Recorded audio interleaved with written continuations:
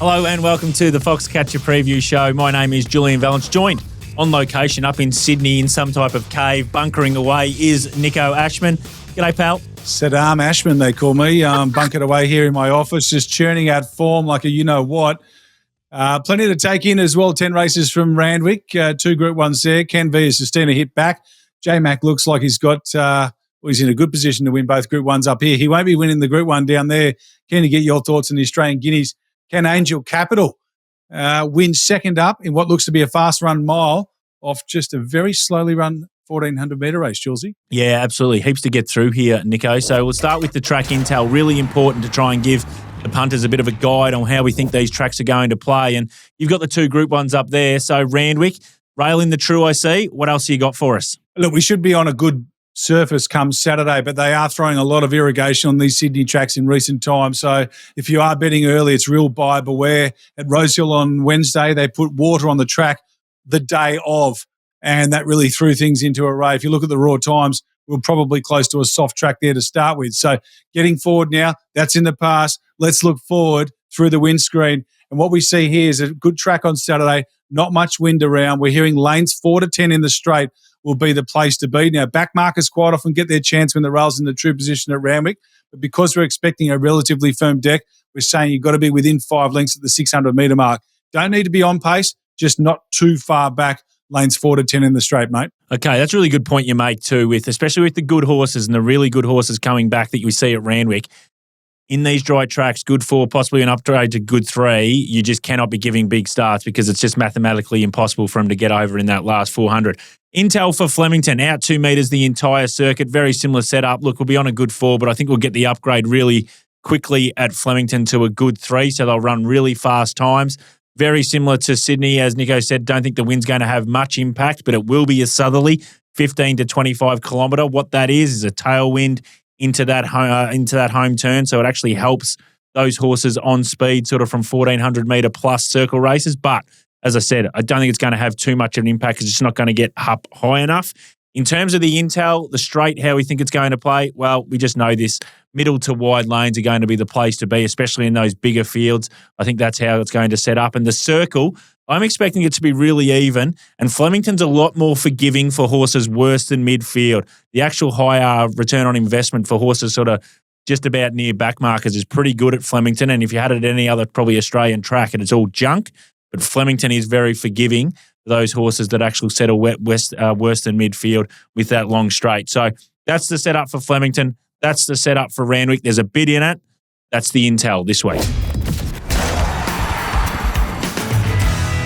All right, let's get into the Fox factors here, Nico. These are going really well. And this week I sort of wanted to talk about with you ideal platform runs. So we've seen a lot of these horses have their first up run. They've got it out of the way now, and now they get into their second up run. I want to talk about Via Sistina in particular and her run in the spring where she won first up. She was obviously a big drifter, but she came home in unbelievable splits. It was a really slowly run race, that first up run over 1,400 metres. Then she went to the 1,600 metres Maccabi Diva. The key here was people were suggesting, well, maybe she doesn't like, she failed. She failed terribly, to be honest, and there could have been other factors in it as well. But the platform run didn't really have that much fitness for her, which meant she was vulnerable to a high-pressure race. That Maccabi Diva was a high-pressure race. Pride of Jenny was in it and absolutely teared them along. You think about it this week and people go, well, Via Sistina, maybe she's vulnerable second up again. It looks a completely different setup in terms of race shape this week. So if you're comparing apples to apples with Via Sistina, first up, second up, spring to autumn, I think you shouldn't. I think that's a complete banana in the tailpipe. This is a different setup for her, don't you think? 100%. And you've nailed 2 of the words that I use when I do my form: foundation, platform, class. Foundation. I thought it was going to be banana and tailpipe. That's good from you. It's better than what I normally hear from you anyway. Foundation. Have you got the miles in your legs simply to run out the distance? That's an easy one. Platform is the one that you're touching on today, though, Jules. What did the horse do at its last start, and does that set it up well? It might have the right foundation, but if it's coming out of a gut buster, I don't want to touch it if it's running within 2 weeks. You're going the other way here. You're talking about a horse that's coming out of a slowly run race. Well, typically, if they come out of a slowly run race first up, I like them going over a similar distance second up from a spell. I don't want them going up too much in trip because they probably don't have the foundation to cope with that extra distance. That's what happened to Via Sistina in the spring. Now, to offset that, and we see it on the weekend with Angel Capital as well in the Guineas, to offset that, if you're going to a slowly run mile race second up, coming out of a slowly run 1,400 metre race first up, then it shouldn't be too much of an issue. The problem happens when you get a change in race shape. If you go from a slowly run 1,400 metre race to a fast run 1,600 metre race, that's when you can get caught out. And similarly, if you go from a fast run 1,400 metre race first up, and then all of a sudden you go second up, slowly run race over a mile, you might be too dour for that. You need something that's a faster pace or maybe even further. So I'm very cautious about backing horses coming out of a fast run race first up from a spell, although you'll hear me go against that theory a little later on. Typically, I like them coming out just a moderate to even run race first up, having one more run around that trip, and then I'm looking to back them third up from a spell. There is just so much diamonds in that commentary there you've just said. So I think the punters really need to latch onto that because it is really, really important. It's not as simple as just going up progressions in 200 metres and those kinds of things. The other thing I just wanted to touch on is for the punters out there, there is some sort of no-nos that I think I try and work off that I just think, okay, now I'm a little bit worried about this. Horses that are going up 400 metres in distance, we don't see it a lot, but I'm always wary of horses going from 1,200 to 1,600, even 1,400 to 2,000. 1,000 to 1,200 sometimes worries me as well. I think that also, when you're doing your form, is another variable that punters need to be able to keep in the back of your mind, because I just think sometimes that 400 metres incremental can just have impact, especially on your last 150 metres of a race. And I think it's particularly apparent in back markers more so than front runners. And I'll explain to you why. I think on-pace horses up in distance on a dry deck is a good recipe for success if you've got the right trainer. Up here in Sydney Gay Waterhouse, perfect example. She can get them to go an extra 400 metres. For me, you've got to look at the idle speed, that race pace, and have a look at what a horse has got. You've got to build a profile on it. Is this the kind of horse that's going to need a mile, 2,000 metres? What's its breeding? Without being too much of a buff, because I know you're not, and neither am I. But you've got to have a look. Where's this horse going to end up in its career? What's it going to be running in? Forget about the class. Just think about the distance. If this horse is going from 1,600 to 2,000 metres or 1,400 to 1,800 and it's only third up from a spell, you might think it's, shorter peak fitness, but maybe it's actually getting to its right trip for the first time in its career.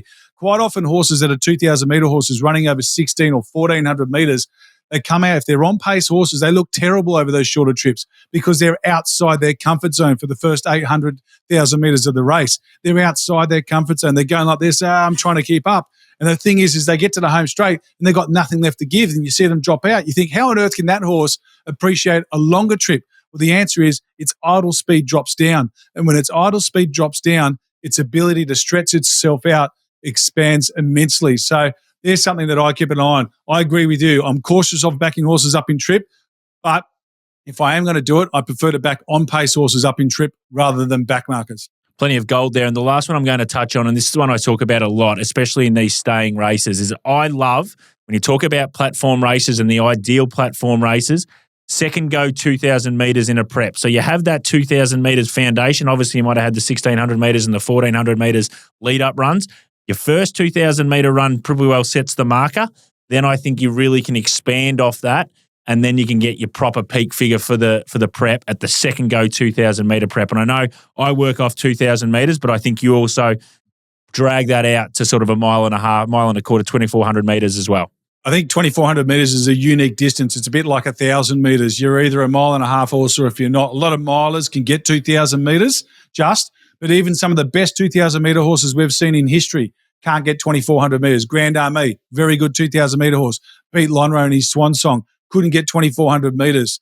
There's been a few others. Thesio's another one, very good horse, ran on speed, won a McKinnon Stakes down there in Victoria. He couldn't get 2,400 metres very well either. So you've got to pay attention to that. Just on that though, what I will say is if you're having your second run of the trip, yes, I typically 90% of the time agree with you.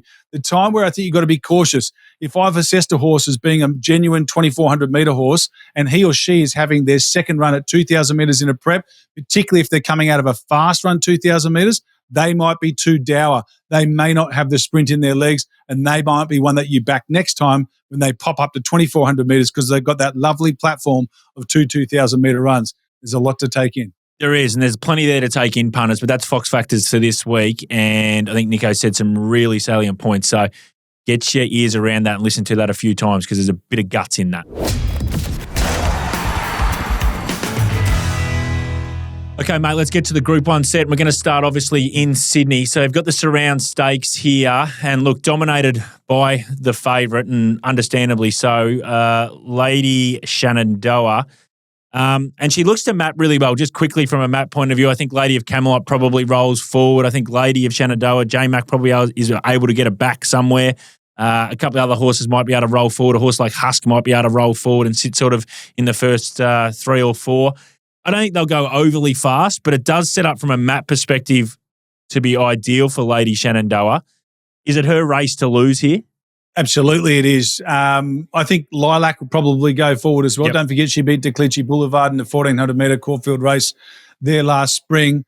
Lady of Camelot probably wants to try and get to the front and then not so much put the brakes on, but get a couple of breathers and give herself a chance to dash away from Lady Shenandoah. J-Mac's number one, I think, mission out of the barriers is to make sure he doesn't get hemmed away on the fence.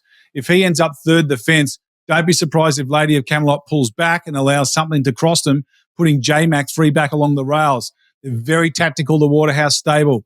Robbie Waterhouse, obviously an absolute genius bookmaker.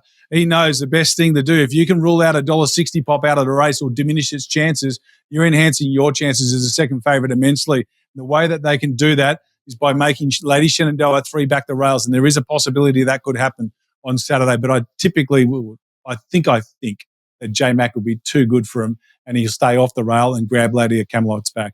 Are you going to back anything in the race? I marked Lady Shenandoah $1.80, so at this stage you're probably not going to dive in. Where are you sort of sitting with this race? No, look, I want to have a look at the flux on Amelita. She's a horse that ran a better last 200 metres than Lady Shenandoah in the light fingers. Now, granted, Lady Shenandoah was eased down a bit, but Amelita's a highly talented filly. We spoke about her on the Monday show.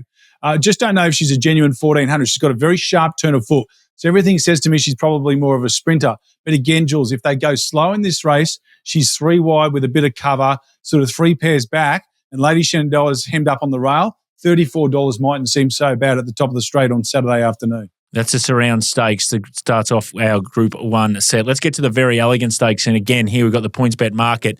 Look, dominated by 3 sort of very big talking horses, no doubt. Via Sistina favourite, Fangirl second in the market. Then there's a little bit more of a gap than what there was probably first up in the Apollo to Chow Wolf, and we'll probably get to the reason why that could be, because I think he could be the one that's probably a little bit of a weakness in the market on Saturday, and that's just my perspective. And that's probably now comes to the map point of view. I think Lindemann rolls forward.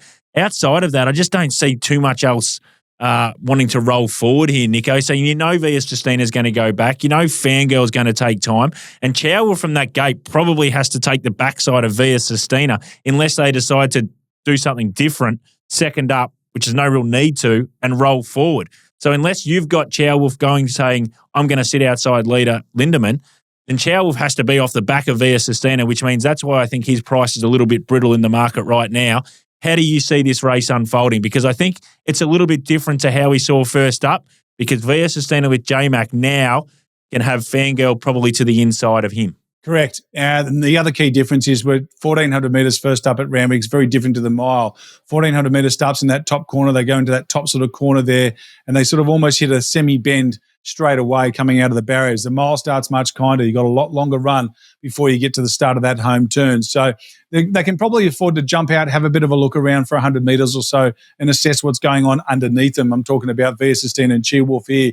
I think J-Mac will be content just sort of rolling along. I don't think you'll want to drag her back too far. They want to get a decent run in her. I think she's heading towards the Rambit Stakes third up 2,000 metres. So they want to make sure that she gets on a bikie from the 600 or 700 metre mark and gets plenty of work into her legs. If this is a slowly run race, the worst thing for her would be to be back last in a slowly run race again, running home slick sectionals and then going up to 2,000 metres, and maybe a couple of horses come up from Melbourne and put a bit of pace in the race, and then we see what happened in the Maccabi Diva last year. So I think J-Mac will be neutral on her out of the barriers.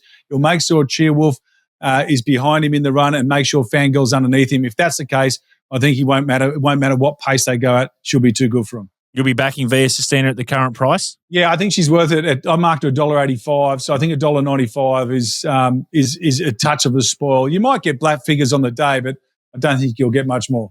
All right, very good. So there's the two Group 1s from Sydney. The third Group 1 we're going to look at is obviously down in Melbourne at Flemington, over 1,600 metres for the 3-year-olds. It is the Australian Guineas. Very different probably to the two races we just looked at in terms of the speed map, because there's not much speed in them. There's sort of some small fields, in particular the Verry Elleegant. Here, big field and plenty of speed. So you got horses like Plymouth. You'd think it'll roll forward. It'll have some company from some other horses that have drawn wide.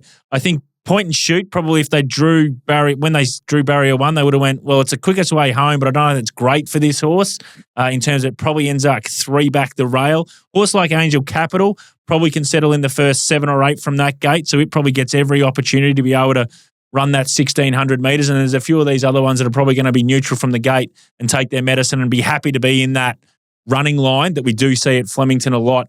What did you think of this race and how it's set up? Because for me, as you can look at the market from PointsBet, it's very open. Angel Capital is your favourite, but there's plenty of chances. The Sydney sider, you would have seen this horse a lot more than me, point and shoot. It brings some pretty good figures as well. He does, that's right. And the Baker stable absolutely flying at present. So he'll jump from an inside gate. I think he'll punch up and be there, but I would have thought maybe a horse like Stay Focused comes across. Yep, I mean, that absolutely. CS Hayes has run, it's such a fast run race, Jules, that I think you can expect those same horses that were on speed there to be very prominent in this race on Saturday. Interestingly, the last 3 winners of the Australian Guineas haven't come through the CSAs, which before that was a very reliable guide. But it was a fast run race, the CSAs. So the question coming back to you now is, do you want to be on a horse coming out of the CSAs because they've had the ideal setup?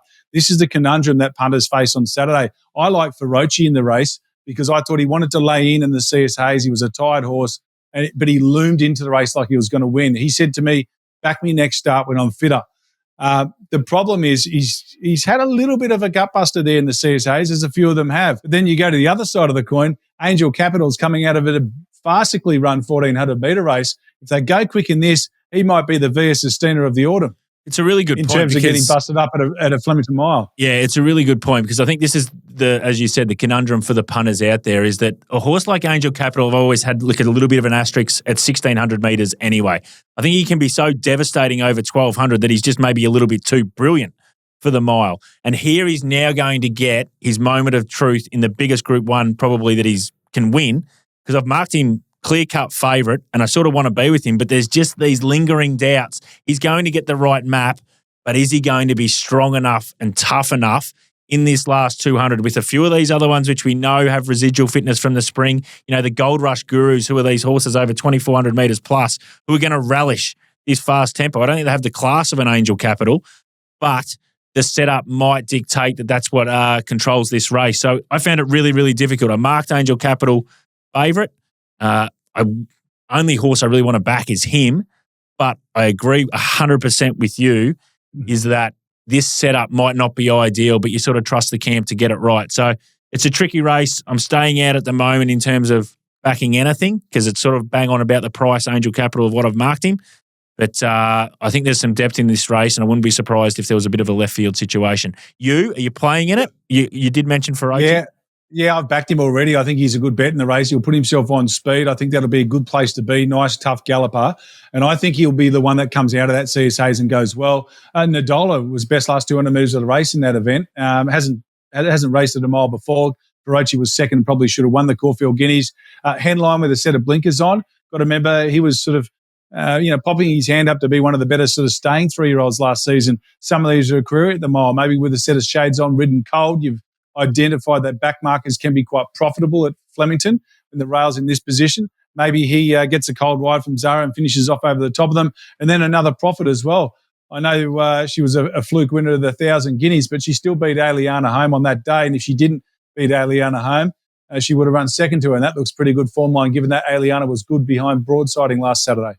Definitely an open Australian Guineas. I just want to touch on another horse that's coming down from Queensland, actually. So real off-Broadway, but a horse called Savour the Dream. It's been running really well up in Queensland. They've had a crack now at the Australian Guineas. He's around $31, $34 at PointsBet. I might be having something on him as well. He carried 16.5 to win last start. I just think he's going to be one that I could actually run really well. Might get into that 3-wide running line and be really strong late. So he's going to be really fit. But it's a really tricky Australian Guineas. That's a Group 1 set this week.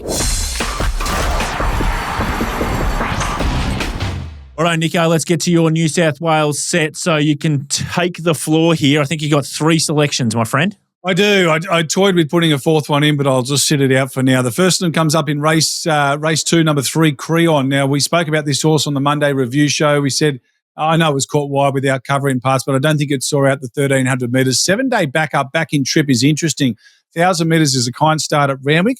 I don't mind this horse sitting wide with a bit of cover and finishing off down the centre part of the track, which we think is going to be the place to be according to our intel. So expect him to be really hard to beat around the $5.50 mark. On to race 8, Via Sistina. I said it before, I think the $1.90, $1.95 around town for her is good shopping, or good enough anyway. Touch of overs, marked her at $1.85. And if she jumps on terms, I think she's probably more like a $1.65, $1.70 chance to be fair. So on to race 10. This is an exciting horse, and he's drops in weight immensely. Race 10, number 14, Kings Valley. Now, I don't know. He's also in at Flemington, so we should find out in the next 24 hours where he's going to run. He ran good time from up on top of the speed last time out. He was beaten by what I think could be a very good horse. I forget its name now, with Lindsay Smith. And Revelere. Yeah, which looks a pretty good horse in the making. Yeah, which it sort of runs against if it stays in Melbourne. So I wouldn't be surprised if it goes up to you. Yeah, I think so too, because Revelere looks like it's got a little bit on Kings Valley. But Kings Valley goes from 59 down to 53 kilos, puts himself on pace. They bet $4 early. That's gone. It's about $3.30 now, but he looks one of the better bets of the program. Okay, so that's Nick's New South Wales set. 3 selections there. My Victoria set for Flemington. 3 selections for me. Going to start in race 3, number 7. She's got Pizzazz. First up here off 91 days, which doesn't worry me. 1,000 metres is the slight asterisk for me. She's never really been over 1,000 metres, and I know it's sort of its unique distance, usually 1,000-metre horses for 1,000-metre races, but I just think she's got plenty of ability. Last prep, she probably should have won the 3 races. She won 2 of them. At 1,100 metres, yes, it was just a Kilmore maiden, but absolutely blitzed the clock. Like, the hands fell off it. Second up, should have won at Caulfield, had no luck at all at 1,200, and then went to 1,400 metres, a listed race, and won as it pleased. I loved its last 200 metres. I love only the 91 days, so I think this horse has probably been kept in work a bit, and I just think the way it sets up, there's a couple of horses here that I'm just think of just fallen off the cliff, like Midwest, those kinds of horses. I thought Bossy Nick had all the luck in the world in terms of the way the wind was last start at Flemington. Yes, it blitzed home last 200, 400, but I don't know if that will happen again. So I'm with She's Got Pizzazz in race 3. Race 5, a horse called Scalado. Now, this is a hot race, a really hot race. It's a really good field, but a horse called Scalado's only had 2 starts. Won a maiden and then went to Bendigo into 64 and again just blitzed the clock. It goes that fast and then it just really hangs in and almost the jock falls off. So backing it each way around $6. It's just got a great turn of foot. I love that it'll be coiled up in the straight, 1,100 metres. Yes, it can see clear air. I think it can run really well for us, Scalado. Look, the one knock on it, you could say, is Corey Parrish in the metro area. And I know he's won a Caulfield Cup, but he's only had the 64 rides this year in the metro for 8 winners. So look, that's the slight concern for me for Corey Parrish. Those rides obviously in all of Victoria, and he's only had the 3 in the metro this year. So he's got to bring his A game, Corey Parrish for Scalado. And in the last, Arcana. I'm worried that this horse might be a dead set wet tracker, but if it's not, and I thought its first up run on a really dry track was good. It was out the back. It was more or less a bowl along. Loved its last 200 through the line. That was a good rating race. They've had 49 days off. Couple of jump outs in between, which I haven't watched, but I'm assuming it went really well. But 49 days, not worried about that at all. It won off 35 days in July at Flemington, over 1,600 metres. Same setup. Key factor here, 59 last start. That wasn't its race. This is its race. Drops to 54 kilos. Big jockey change. I think Arcana each way is a cracking bet. So they're my 3 selections for the Victoria set. Snap or don't snap time, Nico. I'll start us off. I've got 3. Race 4, Flemington, a horse called Top Caliber. First up, 1,200 metres. Again, we spoke about platform runs. First up, 1,200 for me is a little bit of a worry, a concern. Look, it's 3 from 3 from this horse. Rates really well all those 3 occasions, last couple in Adelaide. Gets C. Williams. There's a lot of factors where I can see the market will trend towards it. But I just think around that $5 punters, you're going to get a better price at some stage. At some stage, the bookmaker's going to have to take a set against it. Top Caliber. I think it can win, but I think you'll get a better price. In race 5, a horse called Clean Energy. won 2 from 2. I think the win was at Warwick Farm, then it went to Doomben. I don't have massive numbers for this horse. Pretty short in the market. It's off 280 days as well. That's the other factor. And I've got this race being really, really hot. So again, I think at some stage you're going to get a better price than that sort of high threes that are offer at the moment. And in race 9, again, up the straight as well, a horse called Gatsby's. Now, this horse ran 5th in a Coolmore, as you would know, Nico, in the spring. Again, can't really knock it, but I just don't know about that public attention form that it did first up. I know it ran 3rd. I've just got a bit of a query on how that race rated. It's up in weight. I'm happy to think the Gatsby's will drift at some stage in the market as well. So they're my 3 for don't snaps. Again, they can all win. You want to back them at the death. There'll be more money in your pocket if they win. You've got the 1, and again, you're snapping like a crocodile. I am, but it's the price has moved since I sent the tip in. You already snapped, my friend.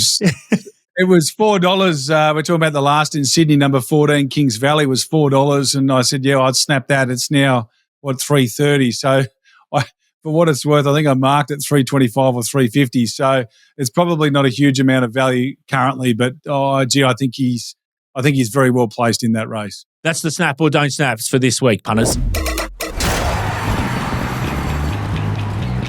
Okay, pin the tail this week. So here we have a selection, the most talked horse probably of the week, and we try and identify what the starting price will be. Last week was Estriella in the Oakley Plate. Nick went with $5. I went with $6. The PointsBet SP, so the PointsBet starting price is what we work off.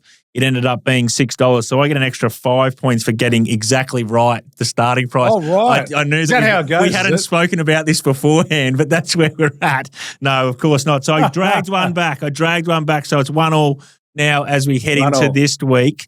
This week we're going up top to Sydney because, well, why wouldn't we? She's probably the most talked about horse after what she did in the Cox Plate. She sits on an island there. It is Via Sistina. You can kick us off, mate, because you do like this horse on Saturday. So what's the price you've marked her? I marked her $1.85, Jules. I think $3.50. I mean, she went round, what was she first up in the Apollo? She was, $2.10? $2.15. That was first up 1,400. Yeah. Yep. $2.15.